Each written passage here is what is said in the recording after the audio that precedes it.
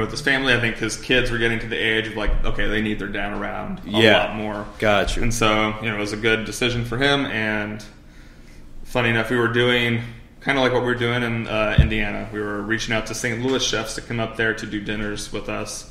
So there was a couple St. Louis chefs that I really enjoyed working with, and I just sent my resume to 2 of them, and I was like, whoever reaches out to me first, this is the job I'll take.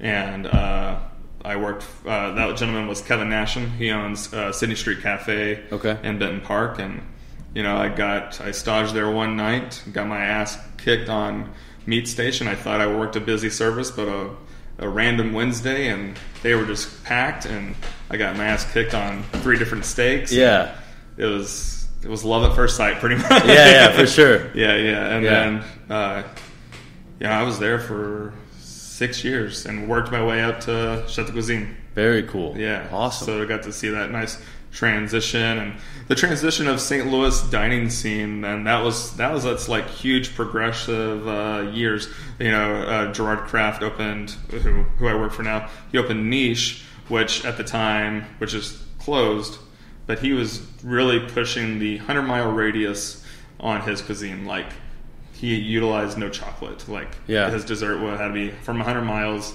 all local.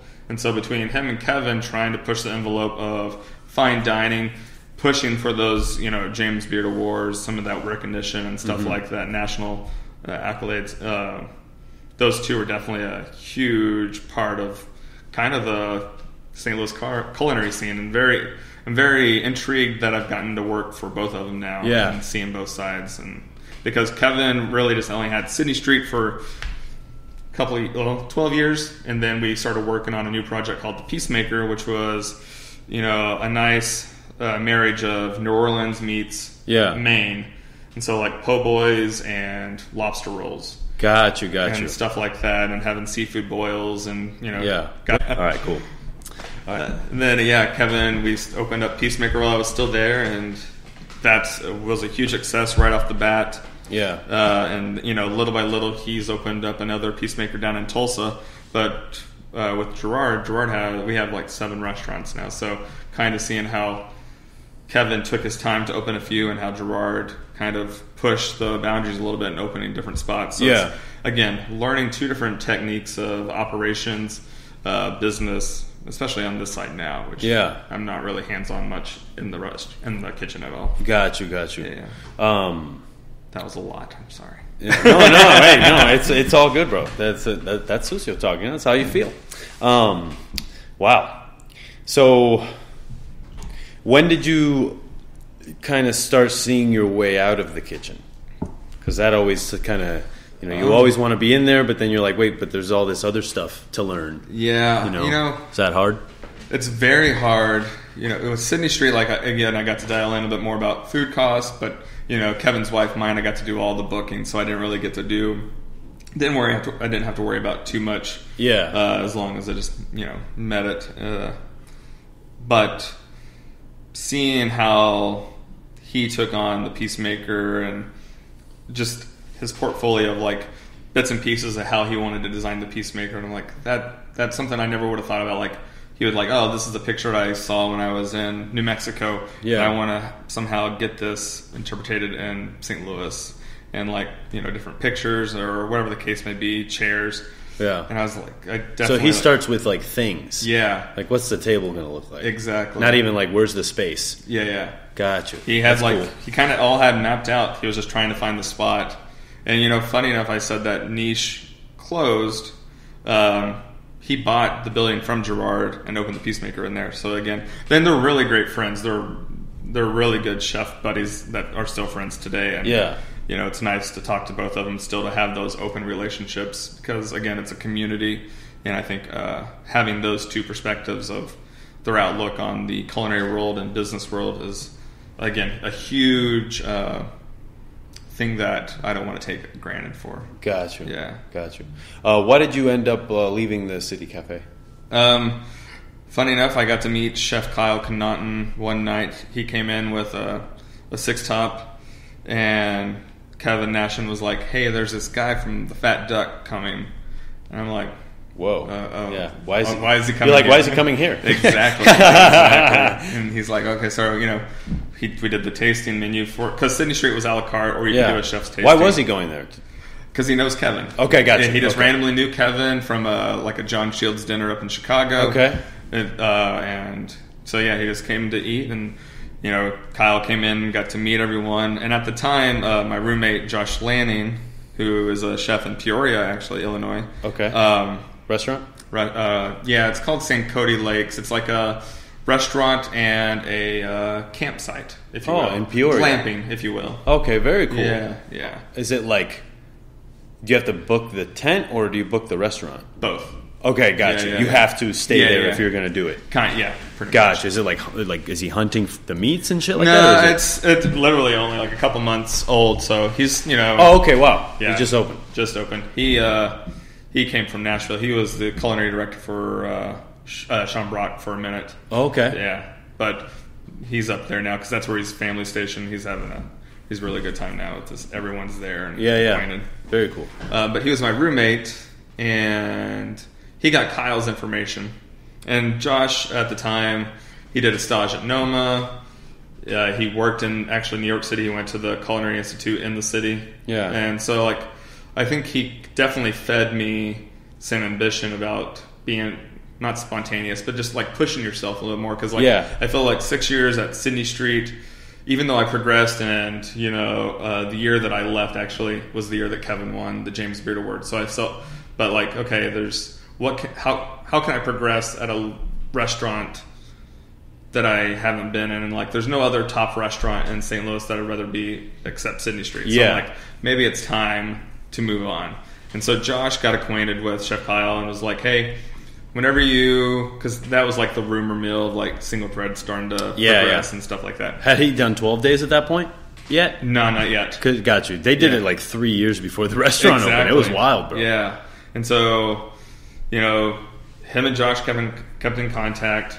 Josh moved out there a year and a half before it opened, and did R&D. Yeah. And he was part of the opening sous chef management group, if you will. And seeing the progress being made, and some keeping in touch with Josh, because again I knew right away we're gonna cross paths again. We're gonna be really good friends, and we still are. And we talk constantly, and it's just someone that I can bounce shit off of, and I really enjoy cooking with him and talking to him. But Josh is out there, and I'm like, hey, I really am intrigued about pursuing this goal, and I know these goals for single thread were again rumor mills, but again from a rural town in Indiana, how do I push myself? Not to sidetrack, I've been able to stage at some really high-end restaurants. Funny enough, one was Meadowood too, but it was 5 years before I went to single thread. Okay. Yeah. So what year was that? They were still in 14 or 15. No way. Yeah. Man, I was there then. Oh, really? I did AM stuff. Yeah. Yeah. Huh. I think I staged there. Do you know Chris Kelling? Do you remember Chris Yeah, Kelling? for sure. He has a restaurant in St. Louis. No fucking way. Yeah. All right. It's called Elmwood. I'm going to go over there. Definitely. I just saw him 2 weeks ago. Yeah, I'm going to crash the party over there at his restaurant. Oh, I love that. And so he helped me get a stage there. But I was able to, stage at Alinea, Le Bernardin, Meadowood, and I just, for some reason, again, I think having this aspiration, small farm town, how do I accomplish something that I'm going to look at as an accomplishment? I don't know if that makes sense. Yeah. But I was like, I need to work and pursue these goals, and I thought I wanted to work at Le Bernardin, but I was like, I don't think I can manage to live in New York City. But I was like, Josh, do you think I would be a good fit out there? He's like, oh, you would be great out here. He got me hooked up with Kyle. I flew out there before Single Thread opened, worked on the farm with Katina, got to cook, have a cookout with, again, there's 3 sous chefs and executive pastry, and then the chef de cuisine, and then Kyle. And they were all out there doing R&D projects and doing little private dinners here and there. But I went out there and got to cook on the farm, did like just like barbecued pulled pork with like a peach barbecue sauce, and everyone like had like I'll have potluck, if you will, right on the farm. And I was like, man, this is so cool. And I remember right at the end of the night, Kyle's like, well, can you cook, everyone? And everyone's like, yeah. And I was like, okay. And then that was it. Yeah. I was like, okay. And then just left it at that and left the next day, come back, and I told my girlfriend at the time, like, I don't know, he just asked me he asked everyone if I can cook, and they all remembered, yeah. They all said, yeah. And then, I don't know if I have the job. Yeah, exactly. We'll see from there. The suspense. Yeah. And so a couple of weeks, I think, went by. I'm like, reach out to Josh.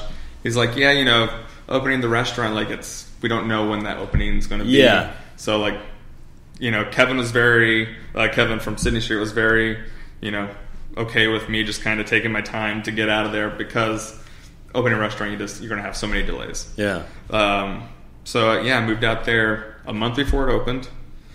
Worked on me and my wife. My wife, Chris Kelling, got her an interview. Well, besides me being acquainted with Kyle at the time, Chris Kelling pushed for Kyle to interview her for being a back waiter. Okay. For Single Thread, and she had an interview. So yeah, we were going out there, both going to work at Single Thread.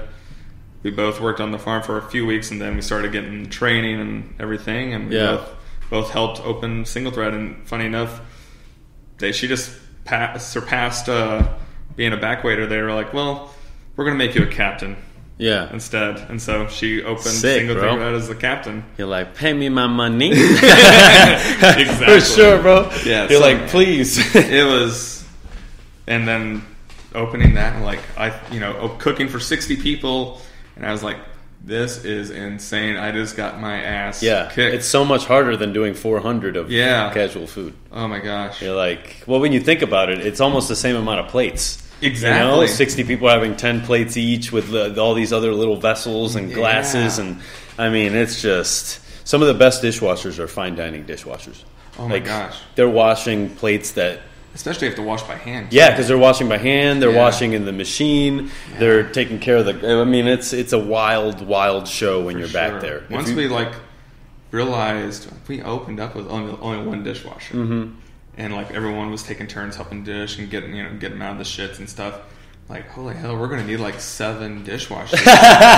And like, I think the most I've seen there was like 6 dishwashers, all hand washing. Yeah, dude. That's what you need, though. Most important people, man. Totally. So, what stations did you work for opening? What were the stations? Let's just set it up that way. What's the kitchen like? The kitchen is set up kind of like 2 islands. So let's just say like this table is one island, and there's another table on the other side. But there was the Hassoon side, which if you've seen like the picture of all the small bites on like the moss board and everything, so they're in charge of 10 to 12 items to go on that on those little plates. Plus they were in charge of like the first course and like the second course, if you will. Yeah. Then there was we always call it the Denabe station, which anything that comes out like in the grains dish and or the fish dish at the time. I worked the hearth beside the other hearth person, and like my station was always crab or vegetable focused. So like either I had a hot Hassoon bite that was vegetable focused, and then I had a crab dish, and then another vegetable dish, and then we would bounce back and forth helping out meat side, and then I would transition to meat side some days when that person was off. And back and forth. So I just kind of stayed on that for about a year's time, and then the gentleman that was working breakfast at Single Thread was getting ready to leave. And for some reason, it just sparked an interest. Like, I want to learn how to make the Japanese breakfast. I want to learn our tribute to like the English breakfast and stuff. I felt like if it was going to be a guest that stayed at Single Thread, it was going to be the last meal that they're going to have would be breakfast. I think I want to pursue that. I talked to the chef and the CDC, and they were all for it. So, and plus, I feel like, again, from the farmland, I'm an easy person to get up early. So, getting up at 4:30 to do breakfast. And that was just like another wild thing to experience, like creating a Japanese tamago, or creating like the English breakfast, which we kind of did like a a nod to Heston Blumenthal with the blood sausage, the beans.